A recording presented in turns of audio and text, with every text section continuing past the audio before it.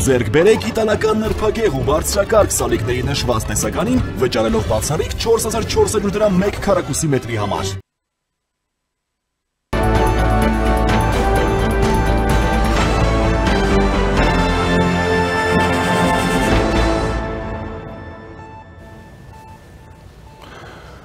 Գիշերը Իսրայելը հարձակվել է Իրանի վրա, հարձակման թիրախում են եղել ռազմավարական նշանակության օբյեկտներ, միևնույն ժամանակ սպանվել են Իրանի Իսլամական հեղափոխության պահապանների կորպուսի հրամանատարը, բանակի գլխավոր շտաբի պետը, այլ զինվորականներ ու միջուկային ֆիզիկոս գիտնականներ։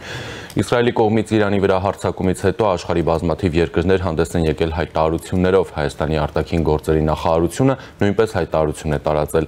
Միակողմանի հարձակումն ընդդեմ Իրանի խորապես մտահոգիչ է, հատկապես բանակցությունների հաջորդ փուլի նախաշեմին այն սպառնում է խաղաղ ջանքերին, ինչպես նաև տարածաշրջանային կայունությանն ու գլոբալ խաղաղությանը։ Մենք դատապարտում ենք նման գործողությունները եւ կոչ ենք անում անհապաղ դադարեցնել թշնամական գործողությունները, հավատարիմ մնալով միջազգային իրավունքին, նշվում է Հայաստանի արտգործնախարարության հայտարարությունում։ Ադրբեջանի արտգործնախարարությունը նույնպես հայտարարություն է տարածել, որտեղ լուրջ մտահոգություն է հայտնում Իսրայելի կողմից Իրանում իրականացվող ռազմական գործողության կապակցությամբ։ Կոչ ենք անում կողմերին լուծել առկա տարաձայնությունները բացառապես երկխոսության ու դիվանագիտական միջոցներով միջազգային իրավունքի նորմերին ու սկզբունքներին համապատասխան։ Մենք հատկապես ընդգծում ենք քաղաքացիական բնակչության եւ օբյեկտների անվտանգության ապահովման կարեւորությունը։ Կարևոր է շարունակել դիվանագիտական շփումները եւ ջանքերը համապատասխան միջազգային մեխանիզմների շրջանակներում Մերձավոր Արևելքում իրավիճակի հետագա սրումը կանխելու համար, ասվում է Ադրբեջանի արտգործնախարարության հայտարարությունում։ Իսկ ահա Հայաստանի անվտանգության խորհրդի քարտուղար Արմեն Գրիգորյանը ապրի Արմենիայի ֆորումում հայտարարել է. այսօր տեղի ունեցածը ոչ միայն Իրանի կամ Մերձավոր Արևելքի համար է սպառնալիք, այլև Հայաստանի համար է խնդիր։ Հայաստանի անվտանգության հիմնական սպառնալիքը շարունակում է մնալ դասական անվտանգային սպառնալիքը, այսինքն ռազմական սպառնալիքը ոչ միայն Հայաստանում, այլև տարածաշրջանում։ Այսօր տեղի ունեցածը ոչ միայն Իրանի կամ Մերձավոր Արևելքի համար է սպառնալիք, այլև Հայաստանի համար է խնդիր։ Հայաստանը շարունակում է աշխատել, որպեսզի կարողանա իր մասնաբաժին կայունությունը տարածաշրջան բերել, հայտարարել է Հայաստանի անվտանգության խորհրդի քարտուղար Արմեն Գրիգորյանը։ Եվ այժմ զրուցակիցս քաղաքական վերլուծաբան Բորիս Նավասարդյանն է, ողջույն պարոն Նավասարդյան, շնորհակալություն միանալու համար։ Պարոն Նավասարդյան, լսում եք ինձ։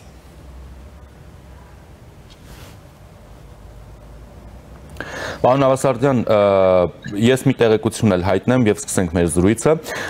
The Times of Israel-ը հղումանելով Իսրայելի անվտանգության ծառայությանը նշում է, որ Իսրայելը տարիներ շարունակ է նախապատրաստվել Իրանի միջուկային ծրագրերի դեմ ռազմական գործողությանը, Մոսադի գործակալները անօթաչու թռչող սարքերի բազա են հիմնել Թեհրանի մոտակայքում եւ անօթաչու թռչող սարքերն ակտիվացրել գիշերը։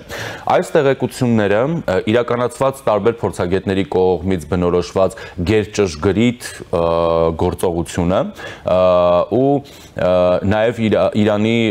բարձրագույն սպայական հրամանատարական կազմի ոչնչացումը, գիտնականների ոչնչացումը եւ այլն։ Սկսենք նրանից, թե ինչ է ախտորոշում առհասարակ այս իրավիճակը ու փորձենք հասկանալ, թե մինչև ուր կարող է հասնել, եթե մենք այս ծավալի ռազմագործողությունը նաև տարբեր փորձագետների կողմից բնորոշում ենք որպես լայնամասշտաբ ու նաև նախադեպը չունեցող։ Վերջին այն ինչ մենք տեսնում ենք այս գիշերվա կեսից, վկայում է նրա մասին, որ ընդհանրապես ռազմական գիտությունը նոր փուլ է անցնում եւ ռազմական գործողություններ վարելու միանգամայն նոր եղանակներ են կիրառում այս կամ այն հակամարտության մասնակիցները։ Մի քանի օր առաջ մենք տեսել ենք, որ միգուցե իր առանձնահատկություններով, բայց մոտավորապես նույն սկզբունքով եւ տրամաբանությամբ գործել է Ուկրաինան Ռուսաստանի դեմ եւ այսօր մենք տեսնում ենք նման տարիների ընթացքում նախապատրաստած գործողություն նաեւ Իսրայելի կողմից եւ այդ գործողությունները փաստորեն նախապատրաստվում էին թշնամի երկրի տարածքում, դա բնականաբար խոսում է նրա մասին, որ ցանկացած պարագայում որևէ մեկը չի կարող երաշխավորված լինել հարձակումներից, արդյունավետ հարձակումներից, որքան էլ հզոր լինի ռազմական տեսակետից, այսինքն որևէ երկիր իրեն ռիսկից դուրս չի կարող համարել։ Երկրորդը մենք տեսնում ենք, որ շարունակում է այն միտումը, որի ականատեսն էինք նաև բավական երկար ժամանակ, որ միջազգային իրավունքը եւ միջազգային կարգավորման մեխանիզմները չեն աշխատում եւ ցանկացած երկիր անում է այն, ինչ բխում է տվյալ դեպքում իր անվտանգային կամ այլ շահերից եւ հաշվի առնելով, որ Իսրայելը ուներ հիմքեր ենթադրելու, որ եթե ինքը անպաշտպան գտնվի Իրանի առջև, ապա Իրանը կարող է իր սպառնալիքները ոչնչացնել Իսրայելը որպես պետություն իրականացնելը։ Մի տեսակ մենք փակուղու մեջ ենք փաստորեն միջազգային հարաբերությունների տեսակետից, որ երկիրը ստիպված է գնալ քայլերի, որոնք հակասում են ընդհանրապես միջազգային իրավունքի եւ միջազգային հարաբերությունների սկզբունքներին, բայց եթե խորանում ես բովանդակության մեջ, տեսնում ես, որ ոնց որ թե այլ ելք հեռանկարային տեսակետից չուներ։ Եվ դա բնականաբար նույնպես ցանկացած պոտենցիալ հակամարտության առումով մեծ մարտահրավեր է այսօր աշխարհի համար եւ այդ մարտահրավերի հետևանքները մենք առայժմ չենք կարող հաշվարկել կամ կանխատեսել։ Եվս մեկ նախնդիր ուսումնասիրելով Իսրայելի իրավիճակը, որ պետք է մեզ համար արդիական թվա, դա նա է, որ դու կարող ես որպես պետություն լինել քննադատության լայն եւ սուր քննադատության ներքո, այդպիսի քննադատության ներքո էր բոլոր վերջին տարիների ընթացքում շատ կենտրոններից նույնիսկ կարևոր աշխարհակարգական Իսրայելը, ես նկատի ունեմ եւ Պաղեստինում տեղի ունեցածը եւ այլ սրացումներ Իսրայելի եւ իր հակառակորդների դեմ գործողությունների տեսակետից եւ կոնտեքստում, սակայն եթե ունես հստակ ռազմավարական կողմնորոշում, եթե ունես ռազմավարական գործընկերներ, ապա նույնիսկ քեզ մեղադրելով իրենք ստիպված են քեզ պաշտպանել։ Այդպիսի նախադեպեր մենք Իսրայել-Իրան հարաբերություններում տեսել ենք եւ 2024 թվականին, երբ մի կողմից պետությունները քննադատում էին Իսրայելի գործողությունները, բայց երբ Իսրայելը գտնվեց վտանգի առջև, նրանք ամեն ինչ արեցին, որպեսզի պաշտպանեն Իսրայելը։ Խոսքը նույնիսկ որոշ արաբական երկրների մասին էլ չեմ խոսում ԱՄՆ-ի, Մեծ Բրիտանիայի կամ այլ եվրոպական պետությունների առումով։ Հիմա էլ մենք տեսնում ենք նույն իրավիճակը,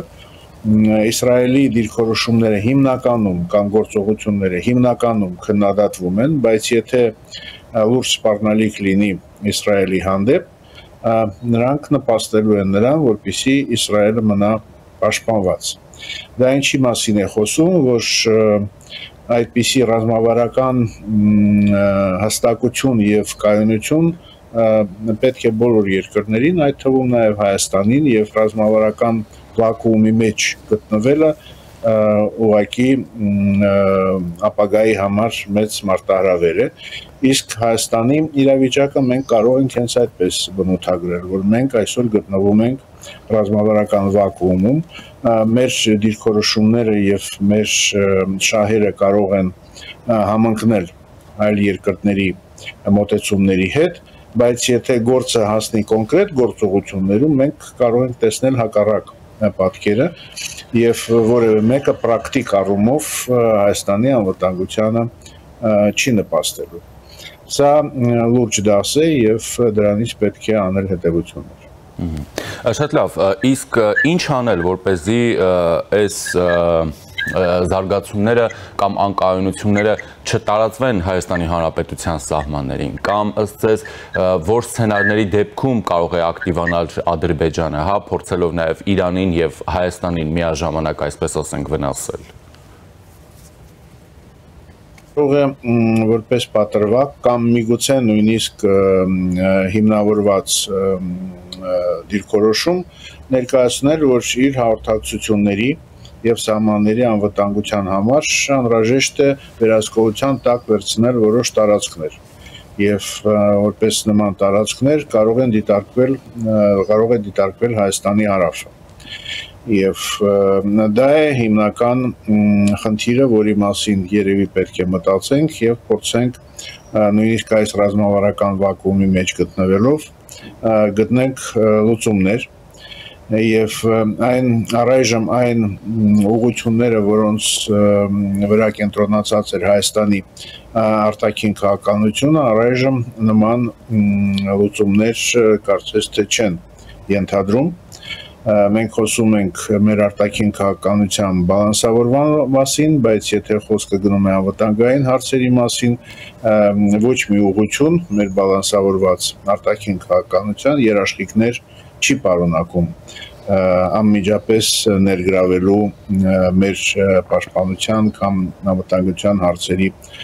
լուծմանը։ Ուրեմն պետք է առաջին հերթին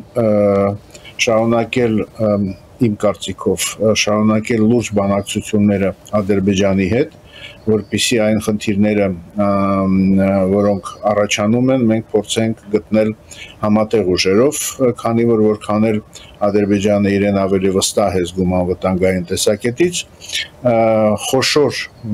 հակամարտությունը կամ խոշոր պատերազմը մեր տարածաշրջանում մեծ մարտահրավեր է նաև Ադրբեջանի համար, եւ եթե մենք կարողանում ենք գտնել համատեղ լուծումներ, որոնք միևնույն ժամանակ կապահովեն Հայաստանի տարածքային ամբողջականությունը, դա երևի ամենահեռանկարայինն է։ Եվ երկրորդը մենք պետք է հասկանանք, որ այդ ռազմավարական անորոշության քաղաքականությունը, որը վարել է Հայաստանը վերջին կարելի ասել առնվազն 2 տասնյակ տարիների ընթացքում, այլևս հեռանկար չէ եւ մենք պետք է ձևավորենք հստակ եւ պրակտիկ մեխանիզմներ, որոնք կաշխատեն, եթե Հայաստանը ունենա խնդիրներ։ Եվ վերադառնալով Ադրբեջանի հետ կապված հարցերին, պետք է ասել, որ այնպես չէ, որ Ադրբեջանը այսօր երջանիկ է եւ իրեն շատ վստահ է զգում, քանի որ ունի հակասություններ իր համար մեկ ռազմավարական գործընկերոջ հետ, այս հարցում դա Թուրքիան է, եւ իհարկե մենք չենք կարող ակնկալել, որ Թուրքիան կմիանա Իրանին եւ ինչ որ համատեղ գործողությունների դիմի Իսրայելի հետ, սակայն Իսրայելի դեմ, սակայն պարզ է, որ Իսրայելի գործողությունները տարբեր գնահատականների են արժանանալու եւ Բաքվում եւ Անկարայում, քանի որ Անկարան այստեղ ունի Ադրբեջանից տարբերվող աշխարհաքաղաքական տարածաշրջանային շահեր եւ այդ շահերի մեջ բոլորովին չի մտնում Իսրայելի հզորացումը եւ Իսրայելի փորձերը դառնալ անխոցելի, քանի որ հիմնական մարտահրավերը Իսրայելին գալիս է Իրանից։ Մի խոսքով այս ամբողջ բավականին բարդ համատեքստը հաշվի առնելով պետք է Երևանը կառուցի իր արտաքին եւ հավատակային քաղաքականություն հաստիս։ Ռազմավարական անորոշություն, ռազմավարական վակուում ասելով, դուք նկատի ունեք, որ Հայաստանի արտաքին քաղաքականության մեջ հստակ փոփոխություններ են պետք։ Կարծում եմ այո, այսինքն այդ անորոշությունը եւ բացակայությունը երաշխիքների, պրակտիկ երաշխիքների, ոչ թե բանավոր, որ մեր առջև կանգնած անվտանգային խնդիրների պարագայում մենք ունենանք ակտիվ եւ մեզ համար վճռորոշ մասնակցություն կարևոր խաղացողների։ Այսօր մենք տեսնում ենք, որ Ռուսաստանը, որը ավանդական մեր ռազմավարական դաշնակիցն էր, համարվում այդպիսի դերակատարություն չի ստանձնել նախորդ տարիներին եւ ամենայն հավանականությամբ չի ստանձնի նաեւ ապագայում։ Մենք տեսնում ենք, որ այն հարաբերությունների խորացումը, որ մենք ունենք այլ երկրների հետ, առաջին հերթին վերջի ժամանակներում նշվում էին Ֆրանսիան, Իրանը,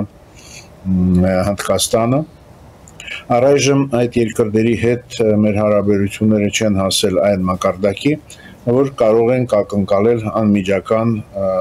մասնակցություն այդ երկրների մեր պաշտպանական խնդիրները լուծելու առումով։ Այսինքն պետք է հստակ կարծում եմ ընտրություն կատարել եւ աշխատել այն ուղղությամբ, որպեսզի այդ անորոշ կարգավիճակը մեր անվտանգային տեսակետից փոխվի։ Մենք իհարկե չենք կասկածում, որ մեր բազմաթիվ արևմտյան բարեկամները միանգամայն կքննադատեն եւ ընդունելի չեն համարի Հայաստանի նկատմամբ ցանկացած ոտնձգություն, էսկալացիա, բայց ցավոք ամենայն հավանականությամբ դա կմնա բառերի մակարդակով կամ լավագույն դեպքում թեթև պատժամիջոցների մակարդակով։ Ավելի մեծ աջակցություն նրանք չեն կարող նույնիսկ ցանկության պարագայում իրականացնել, քանի որ դրա համար բացակայում են անհրաժեշտ ենթակառուցվածքներ եւ հաղորդակցության հնարավորություններ, եւ դա նշանակում է, որ այդ բոլոր խնդիրները հետեւականորեն պետք է լուծել եւ դա չպետք է միայն այսպես մակերեսային բանակցությունների կամ տարբեր համաժողովներում հայտարարությունների մակարդակում։ Այսինքն Ֆրանսիայի օրինակ այս դեպքում ենթադրենք, որի հետ պատրաստվում է ռազմավարական գործընկերության փաստաթուղթ հարաբերությունների մակարդակը պիտի էլ ավելի բարձրացվի, հասցվի ինչ որ դաշնակցային մակարդակ, ինչ պիտի արվի, հրաժարվի վերանայվի Ռուսաստանի հետ, որ իրավական իմաստով իրավապայմանագրային բազան դնեն վերանայեն, Ֆրանսիայի հետ ունենան որոշակի ավելի խորը հարաբերություններ փաստաթղթավորված, ինչպես պիտի ավելի պատկերավոր լինի այդ իրավիճակը, որը ինքնին արդեն ազդեցություն է ունենալու Հայաստանի նաև անվտանգային միջավայրի կայունության վրա։ Բացի դրանից, որ անհրաժեշտ է փաստաթղթերի մակարդակով խորացնել հարաբերությունների համագործակցությունը, դրա մասին խոսք չի կարող լինել, դա ակնհայտ է, որ պետք է տեղի ունենա, սակայն պետք է գտնել նաև պրակտիկ լուծումներ, ինչպես այդ փաստաթղթերում ներառված փոխադարձ պարտավորությունները կատարվում են։ Եվ եթե խոսքը գնում է Ֆրանսիայի մասին, ապա առաջին հերթին պետք է լուծվեն լոգիստիկ խնդիրները, առանց լոգիստիկայի Ֆրանսիան ամենայն ցանկության պարագայում չի կարող արդյունավետ աջակցություն ցուցաբերել Հայաստանին։ Խոսվում է դրա մասին, որ մենք երկու կողմից, կարող ենք մոտենալ այդ հարցերի լուծմանը, մի կողմից կա Հնդկաստան, մյուս կողմից կա Ֆրանսիան, եւ այդ երկու երկրների միջև մենք տեսնում ենք, որ խորանում է ռազմավարական համագործակցությունը, մենք գիտենք, որ արանքում կա նաեւ Իրանը, որը առանց որի այդ լոգիստիկ խնդիրները չեն կարող լուծվել եւ մենք դա տեսնում ենք հնդկական սպառազինությունների մատակարարման հարցում, բայց նաեւ տեսնում ենք ինչպես Իրանի արկա այս գիշերը ստեղծված իրավիճակը փաստորեն այդ բոլոր լոգիստիկ պլանները քանդում է, եւ մենք կարծես թե եթե խոսենք ոչ թե abstract պրոյեկտների մասին, այլ պրակտիկ լուծումների մասին, հիմնականում մեր հաղորդակցական կարգավիճակը բարելավելու տեսակետից տեսնում ենք Իրանի տարածքով Չաբախար նավահանգստի միջոցով օգտագործել Հայաստանի տարածքը, նաև տարբեր առևտրային տրանզիտ ճանապարհների համար, բայց այսօրվա իրավիճակը հուշում է, որ դա էլ այդքան էլ կայուն ճանապարհ չէ եւ ընդհանրապես կարող է դրա արդիականությունը վերանալ, ուրեմն պետք է գտնել ինչ-որ այլ տարբերակներ, իսկ դա նշանակում է նաեւ փոփոխություն, էական փոփոխություն մեր հարևանների հետ հարաբերություններում, այստեղ խոսքը պիտի գնա եւ Ադրբեջանի, եւ Թուրքիայի, եւ նույնիսկ Վրաստանի մասին, քանի որ այստեղ էլ լոգիստիկ տեսակետից մենք կայուն եւ հուսալի լուծումներ չենք տեսնում։ Մի խոսքով լուրջ գործ պետք է անի Հայաստանի դիվանագիտությունը եւ այստեղ իհարկե կենտրոնացումը, ես միշտ դրա մասին խոսում եմ, կենտրոնացումը մեր իշխանությունների ներքին քաղաքական հարցերի վրա տանում է ավել էներգիա քան պետք է, ավել ուշադրություն եւ ավել ջանքեր քան պետք է, եւ դա բնականաբար խանգարում է այլ արտաքին քաղաքականության եւ անվտանգային հարցերի լուծման։ Շնորհակալ եմ, պարոն Նավասարդյան։ Նմանապես հաջողություն եւ անվտանգություն բոլորիս։ Շնորհակալություն։ Զրուցակիցս քաղաքական վերլուծաբան Բորիս Նավասարդյանն էր։ Ես Ժիրայր Ոսկանյանն եմ, շարունակեք մնալ առաջինի հետ, մենք պարբերաբար ուղիղ եթերում արտակարգ թողարկումներով ներկայացնում ենք Իրանի շուրջ զարգացումները եւ բնականաբար այդ համատեքստում խոսում նաեւ Հայաստանի անվտանգային խնդիրների կամ սպառնալիքների մասին։